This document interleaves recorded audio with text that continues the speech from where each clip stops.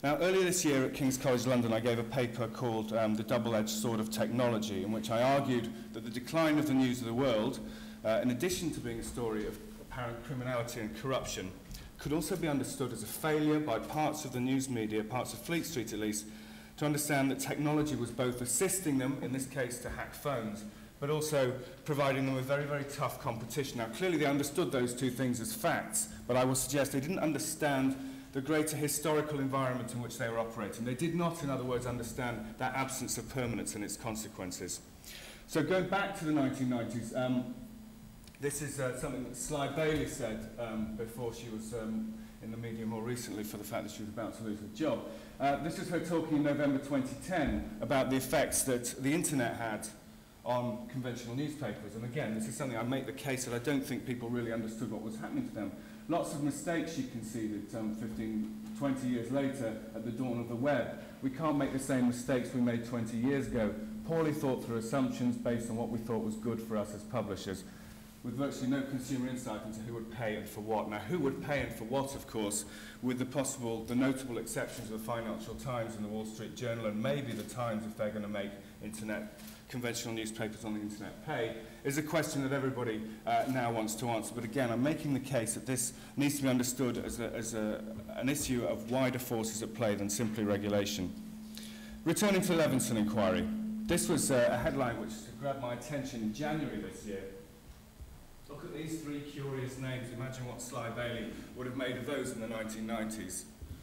Facebook, Google and Popbitch executives appear. Now this is a big development in the Lofgren inquiry. Full coverage as executives in the social network, search giants and gossip websites appear at the media standards inquiry. Again, names that would have been pure gobbledygook 20 years ago. Nobody could have imagined what they'd mean. Nobody understood then what their significance would be. Now, though, it's impossible to conceive of any serious investigation into the press without considering them. But again, this is Peter Preston's idea of an absence of permanence, I would say. Since the 1990s onwards, technology, of course, has had a huge impact on printed newspapers. In the case of the News of the World, as I've already said, it gave rise to unwelcome, unregulated competition, but also the means to go a step further, leading to its eventual downfall. But that downfall has not arrested the more general decline. So we had the rising competition and the falling circulation. This was from The Guardian earlier this year. Half of the News of the World's buyers had given up on Sunday papers. You'll notice from the date here, this was from the launch just before The Sun on Sunday was launched.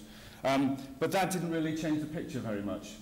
Again, from March, still the same sort of problem. Some sales there, but even though after that, those sales continuing to fall. So The Sun on Sunday probably provoked a bit of interest, but not enough. And I think one thing that the Lofgren inquiry has changed for me is if you asked me 12 months ago, I was probably one of those people who would have expressed doubt that printed newspapers would disappear from advanced economies within a short space of time. I now firmly believe that will be the case.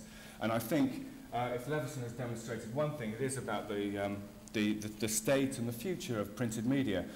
When we saw some of those in the associated coverage, just the extent to which printed newspapers are losing money, they're trying their best to reverse that. But when you think of something with whatever you might think of the current ownership, when you think of a newspaper of the stature of the Times with its tradition, its brand, and yet it is unable to make money. It's losing money hand over fist. So this is, as I said, convinced me that there's another further change afoot, and I've changed my mind as a result of that about the future of printed newspapers in this country. So those two changes, the rising competition, the falling sales, but in the case of the News of the World, I think its journalism itself was changing. It had often taken a pride in trying to expose its perceived ideas of hypocrisy, of pillaring the rich and the famous, but I think something different was underway here. Now, reading accounts of the way of some of the evidence that Lofgren inquiry and reading some of the testimony given there, I was reminded of something. To begin with, I couldn't quite put my finger on what it was. Now, I spent many years as a journalist in Russia, and during that time I got to know many Russian journalists who were followed by the secret police. I got to know many other people who were followed by the secret police. I had my own occasional but mercifully not serious brushes with them myself. But this sort of description of somebody following you, of you'll never know when you can speak safely on the phone, of people waiting for you, This reminded me, it felt as if the News of the World's journalism, and let's not forget, it's not that long since they came up with genuine exclusives like the Pakistani test match fixing scandal. But I think overall their journalism has mutated in some ways from being something which we would, a free press which we would associate with defending democracy, to something much more sinister. It had in effect become something like the secret police, an element of a totalitarian state. So again, I was removing my conversations in Russia. This one, I had men in cars sitting outside my house, and I was convinced they could somehow listen to my conversations. Very common from people, or anybody who's in this room has been pursued by a secret police force. My paranoia and suspicion naturally spread to those around me. Does anyone want to have a guess who might have said this? Her name has been mentioned once this morning.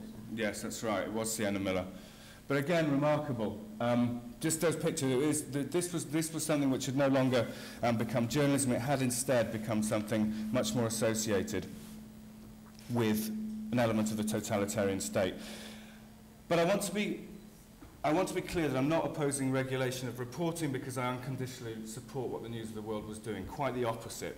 But I want to return to that idea of an absence of permanence and come to what it means for regulation in a changing world, one where that permanence is absent.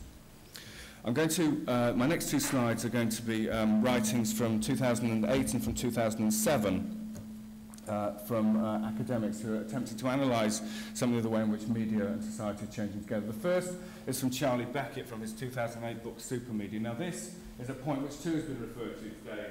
Charlie here is writing about when he was an output editor at Channel 4 News, and they had that discussion about whether or not to run the Mohammed cartoons. But this for him was a seminal moment in his work as a journalist and as an analyst. He says the lesson of the cartoons and the other issues I've raised in this chapter is that journalism cannot pretend to operate in a vacuum. I think this is something too which is being forgotten here. If news journalists are not conscious of their audience, then other people will be. The gentleman earlier raised the point about showing the pictures of Gaddafi's death. If we, that he means journalists, do not find a way of connecting people, then other people will. So there's that one thought. The second, Roger Silverstone, writing in 2007, in this context, and taking the broadest sweep, problems of regulation become problems of governance, in which order and accountability are dreamed about on a global scale and at the level of state and transnational non-governmental organisations.